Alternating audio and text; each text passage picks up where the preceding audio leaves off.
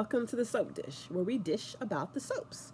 Today is Friday, April 18th, and I'm going to be talking about General Hospital. But before I do, you guys may have seen a post already or seen the live schedule, but I'm planning a special live on this Sunday at 5 p.m. Eastern Standard Time so that I can finally get to all the comments that you guys have been leaving. Like, I take a peek at the comments. There's some good comments. I haven't responded to them because that's how I know which ones I responded to and which ones I don't.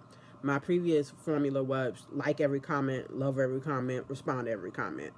But I don't want to get confused about what I've addressed and what I haven't. So I just not, uh, even though reading comments sometimes I don't like them or love them or respond to them so that I can go back easily to know what I've responded to and what I've not. Because I feel like everybody deserves a response. So I'm going to do that Sunday, 5 p.m. Eastern Standard Time. There'll be a live stream. If you can't make the live, please don't stress about it. If you're interested, after the live is done, I will make sure that it's staged as public and not private so that you can see what all the fuss was about. But thank you guys for so much for being patient with me and hanging in there. All right, so I watched General Hospital on YouTube, so there's that. But then I watched Beyond the Gates, and then I did my Beyond the Gates video, and now I'm doing the General Hospital video. So it's not as fresh as in my mind. And I got a little emotional doing my Beyond the Gates video. So hopefully I can get my shit together here and give you guys a decent conversation. So we started with Carly and Donna. Donna with her cute stuff. I just want to make some cookies and give them to the girl. Like, she's just so cute. Like, I say my age all the time. I'm turning 43 this year, so I'm not quite grandma age. My oldest is turning 21 this year. My kids are turning 21 and 18 this year. What the fuck? Whew, y'all pray for me if you pray, or light a candle, burn some sage, something. They're good kids, but my point is I'm not in like grandparent territory yet. I'm more like auntie territory. But like if somebody dropped that little girl off with me, oh my god, we would have tea parties and play Barbies and dress up and whatever else she want to do. She's so cute. So I was happy to see Donna, but that was pretty much all I enjoyed about the scenes with Carly and Sonny and Donna today. Donna talks about the debate and how Sonny isn't going, and Carly is nosy and like what's going on. And she basically tells Sonny how he should step down, like if he really cares about Laura, because all of a sudden this is all about Laura now, and Laura being in control as the mayor is more important than Sonny being in control of the peers. It's this dumbass writing. And Sonny even told Carly she knows better than most people what happens when he's not in power. How much more do they have to lose? Like if Sonny is not in control, you're gonna have a bigger evil, right? And I guess they're setting that evil up to be Sidwell, which I don't know how evil he is, but he don't scare me. Like I get that he's a bad guy, but he don't scare me. I'm not scared of him. I was scared of Jerry Jackson, even though I also love Jerry Jackson. I was scared of Helena Cassadine. Do not love Helena Cassadine. Just very fucking scared of her. But I did love her as a villain. I'm lying. She was a good villain. Who else? Franco, when it was the real Franco, the first Franco, he was a disturbing, scary type of villain. Manny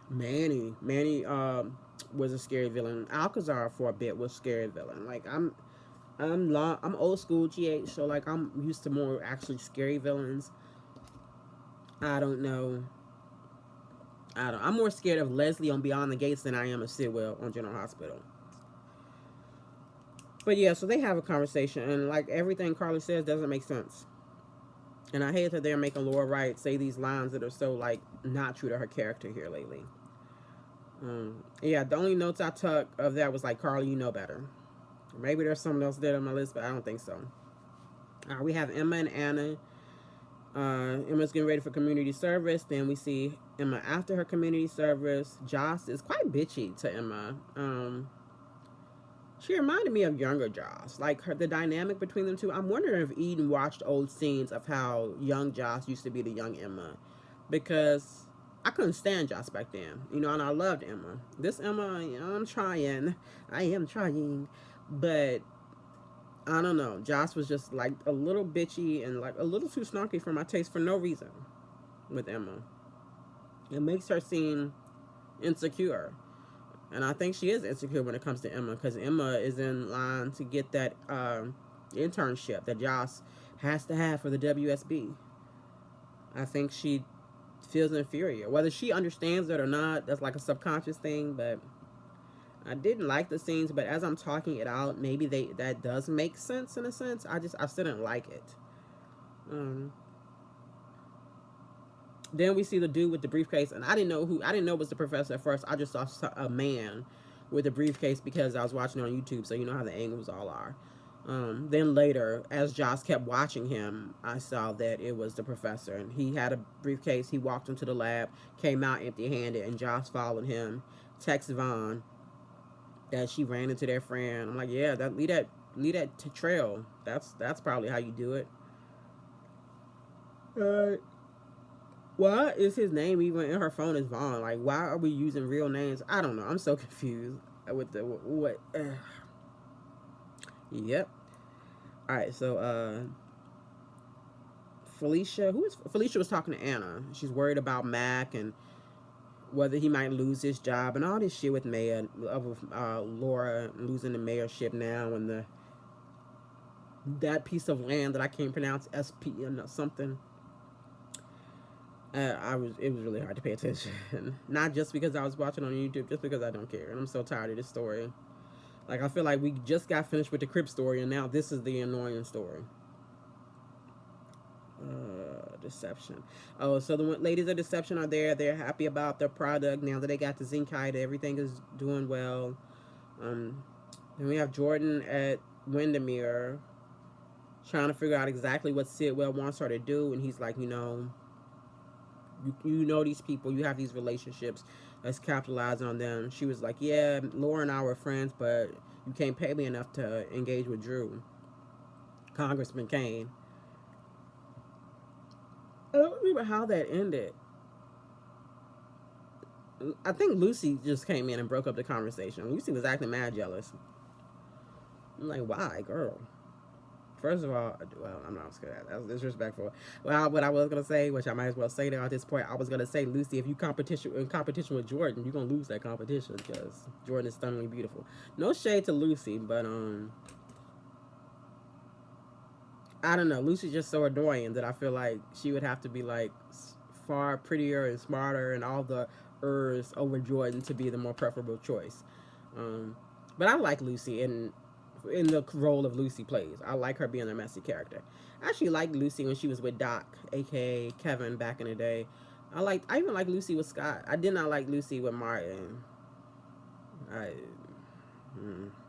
was a little annoying to me, but that is not what we're talking about. So then, Lucy, let me just follow my notes because I don't remember. Jason is at this Sasha's ultrasound. I was shocked that he was there. I might have missed the scene where she invited him or they talked about that, but I don't like them together. I don't want this to be another situation where Jason saves the woman and then they be together. I could entertain that with a lot of women. I could entertain it with him and Britt, but I don't see the chemistry with him and Sasha. They get along well enough, but it doesn't read as romantic chemistry to me, and I don't want that. I want Chad to come back as Michael, or if we have to do a recast, a good recast, not the one that played Noah from Young and the Restless, like a good Michael. Then maybe I can accept that. Only if they offer Chad first and Chad doesn't want to come back. Because I really love Chad as Michael. And I really, watching these old episodes on Roku and seeing when Sasha and Michael was together and happy, man, it's like torture because they were so good together. Like the best relationship Michael has had has been with Sasha, and she lived. Like that must mean something. But Jason wants to send the footage to Michael, and Sasha's like, no, that's a horrible idea. She's afraid that'll send the wrong message to Michael. I'm like, girl, I remember the last ultrasound that you showed Jason. You asked him to get a copy of it to Michael. Why are they making Sasha an idiot? I get pregnancy brain. I've been pregnant 3 times. I know they suck out your brain cells, like, and make you can barely remember like how to put your shoes on some days. But Sasha is so annoying.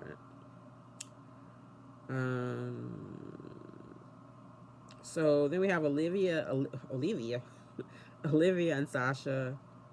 I still don't understand why Sasha is gonna why she's living there at the Quartermains. I don't understand. She doesn't want to be the cook there, but she enjoys being a cook there. She doesn't want to be around them. She doesn't want to come out there. Michael's the baby's daddy, but she's staying there. I don't understand why she didn't move into the MetroCorp. Look, I'm gonna tell you right now. I'm a homeowner. This is mine. I mean, I had a mortgage, but you know, this is mine. I have the deed. I pay property taxes on this shit. And if somebody offered me to move in a motel, not a motel, a hotel right now, I would at least take a week off. I would take a week and tell my kids will be good. I got the cameras. I can watch them from my phone, my tablet, wherever I'm at. I would enjoy the MetroCorp. At least getting a vacation. I don't understand. Do I have any viewers who like own hotels that would like to give me a vacation? A day at the spa even? I'll take a day. Well, 2 days. Give me 2 days. You know, whenever you do like a vacation or something like that, you have to recover afterwards. It's the craziest thing. So like, I need at least 2 days. But I'm open. Let me stop. That sounds weird. So I'm propositioning y'all. I promise I'm not. Unless I am. All right. So we have Anna talking to Felicia, and she was saying how the ADA thinks she's covering for Jason killing Cyrus, but you know, Anna follows the law, blah, blah, blah. Felicia's like, yeah, I know you would never do that. I was like, didn't y'all kill Peter and cover that shit up? Not that Peter didn't deserve it. Peter obviously deserved it, but like, did Felicia hit his ass over the head and Anna watch him die? And not call for help? Did not follow protocol? That's what I remember. Am I tripping? But alright.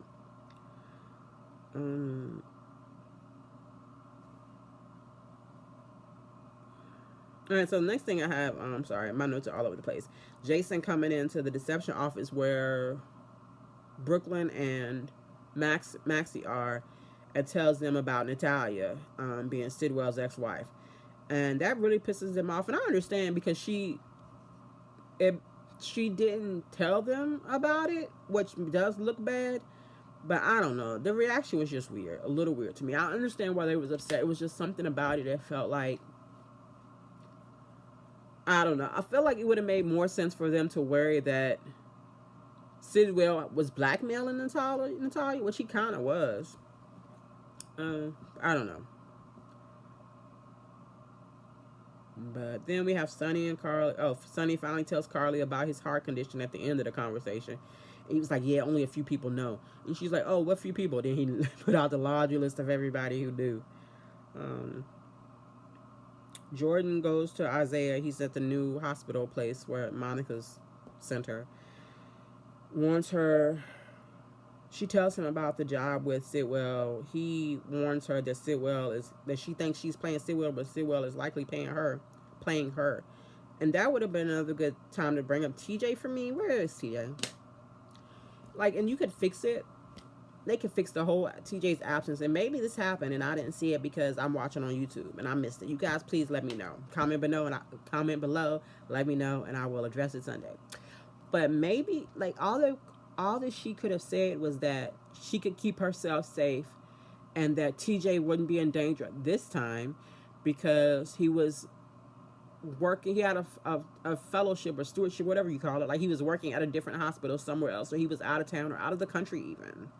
Like, it would be very easy. As much as I want TJ back and I miss seeing TJ, just like as a viewer and as a writer, it would be so easy just to explain his absence in a sentence. It's the lack of care for the character for me. Like, even Curtis bringing him up, which, yeah, Curtis brought up what I've been saying. Okay, Curtis. But, like, that still doesn't address where he is now, where he's been. We have not seen TJ in, what, months? It bothers me.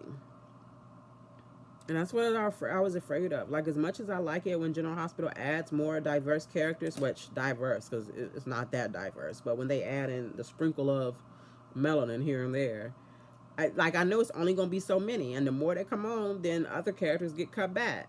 And if you've been watching General Hospital a long time, then you already know that's how it goes. So I knew when we had Kai for Trina, we got Isaiah for Jordan, that we were losing somebody. I hate that it was TJ. Why couldn't it have been Curtis? Alright, I gotta hurry up because I gotta make dinner. Let's see, where are we? Oh, Natalia and Sidwell pressured Natalia into telling him about Sonny's heart condition.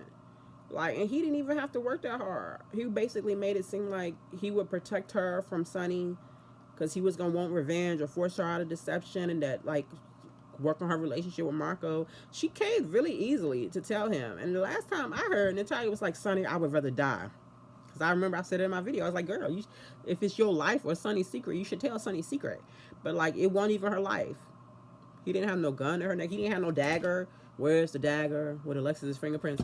But like, she didn't even try not to tell him. So, dun dun dun dun. Oh shit, that's all I got. Oh yeah, 16 minutes. I felt like it's been 5. But yeah, I guess we are setting up for sweeps. I looked it up, and sweep starts. Oh shit, I forgot. Maybe I still got the tab open. So the 28th. Oh, no, I do got tab open. It'll be April 24th. So April 24th to May 22nd is sweeps month. So we'll see what happens. But I guess we're leading up to maybe Laura losing her mayor office. Sonny losing the peers. Insert violence, conflict. Are there any other big stories?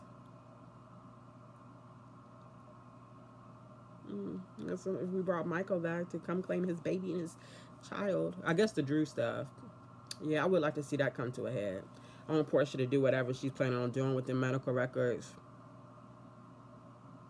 I don't want it, I've said this before, but I do not want it to come out that that's not really Drew, that he's actually Shiloh or Peter. I don't want to give Willow out. I want Willow to suffer for her actions. She should deal with the consequences of the choices she made, not be, oh, poor Willow, she didn't know. Yeah. All right, I'm just rambling now. I'm sorry, guys. Thank you for tuning in. And remember, Friday, not Friday, today is Friday, Sunday, 5 p.m. Eastern Standard Time, we will dish about all your comments. Live long and prosper.